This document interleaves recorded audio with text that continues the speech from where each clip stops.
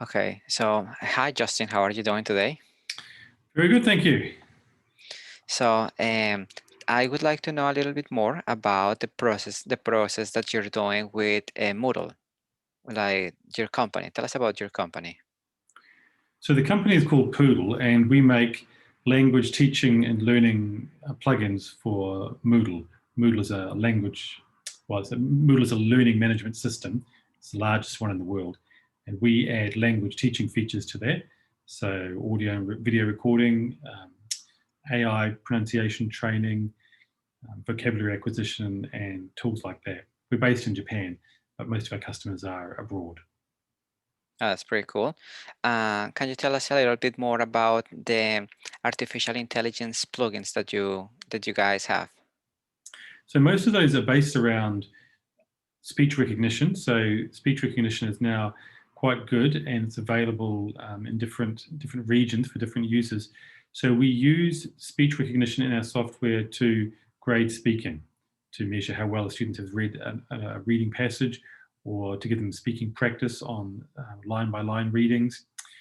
We also use text to speech, so teachers who are preparing lessons in Moodle for their students, they can use text to speech and some of the very nice voices that are available now, so that they don't need to go and find a quiet room or get a native speaker to make listening resources. Okay, that's pretty cool. And how many students are using your development? Well, students would be like hundreds of thousands, I think, probably, because we have several hundred schools and universities using the software, and in each of those schools, there's, of course, hundreds or more students using the software. So it's quite a lot. On any given day, it's hard to say, but in a month we have several 100,000 recordings, audio recordings from students, and that's only a small part of what we do. But that's, I guess, some idea of how many people are using it. Okay, that's very large. And what's the feedback that you have received from the English language teachers in general? People are really very enthusiastic about Poodle for a number of reasons. One of them is simply that they're already teaching in Moodle, and they have students using Moodle who are, have a login, and they're working there.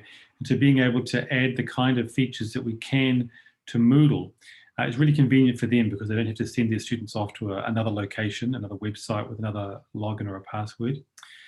But also what we do is quite exceptional. There's not a lot of, I don't think there's anything really that can do the reading or the pronunciation practice that Poodle allows teachers to do, because most of it's automated, and it allows teachers to give these students these activities where they can practice by themselves at home or even in class, but it doesn't tax the teacher's time.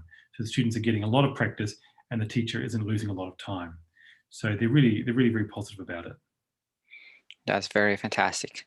So I would like to emphasize one plugin that you have. It's called Read Aloud.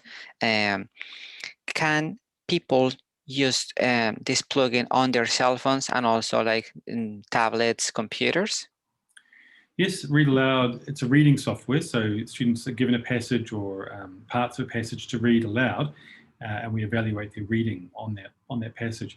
And that can work on a mobile phone. Yes, it works also on tablets and on desktops. I think it works on all the mainstream browsers: Safari, Chrome, Firefox, and Edge. We've worked quite hard to make it work on all those different browsers, actually. That's pretty cool.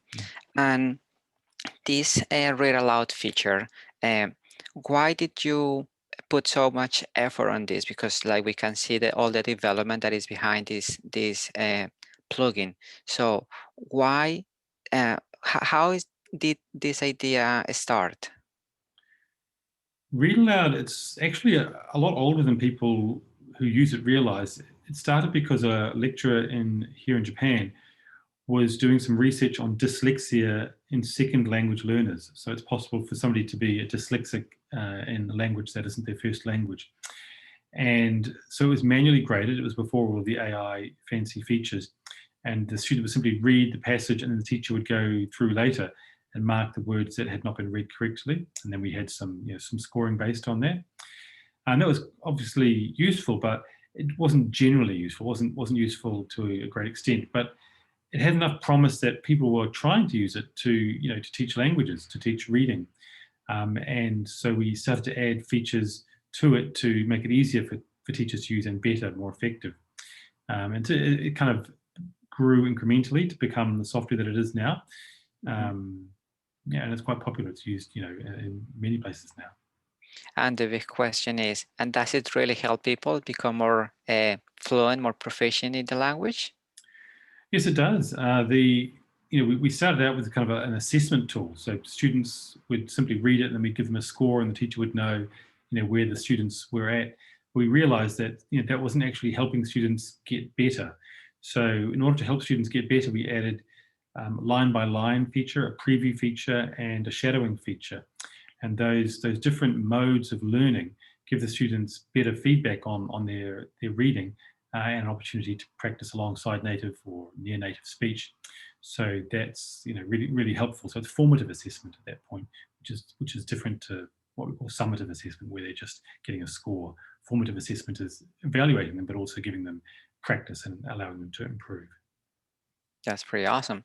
And can you emphasize, or can you tell us more about the shadowing practice, please?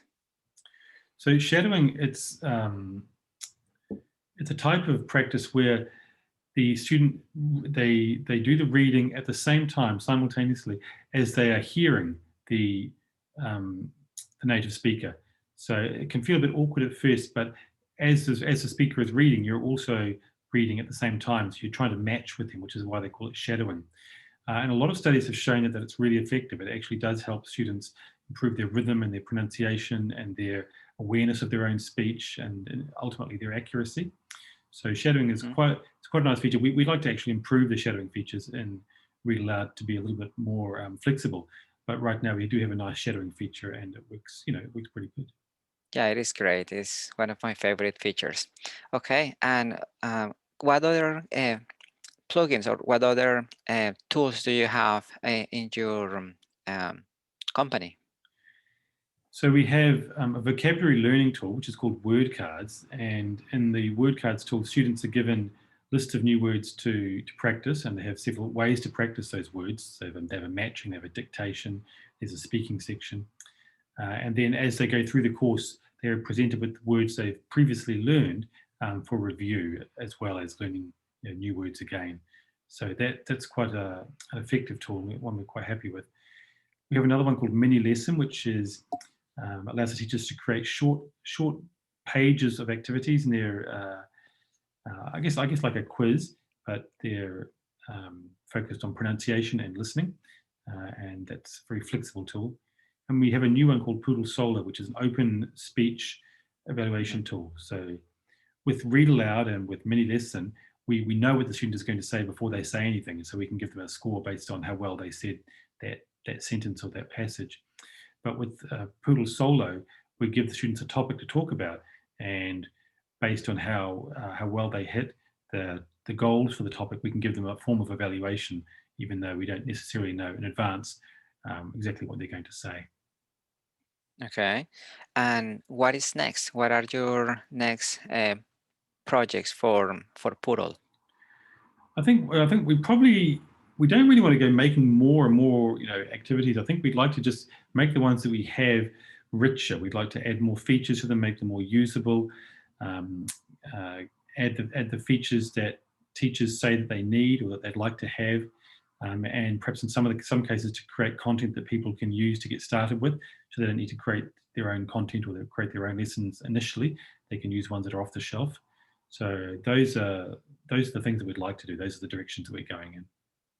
Okay, that's pretty good. So Justin, that's all the questions that we have for you today. So thank you Yeah, for answering. thanks very much. I really appreciate that you gave me the opportunity to talk about Poodle to your friends. Absolutely. Okay.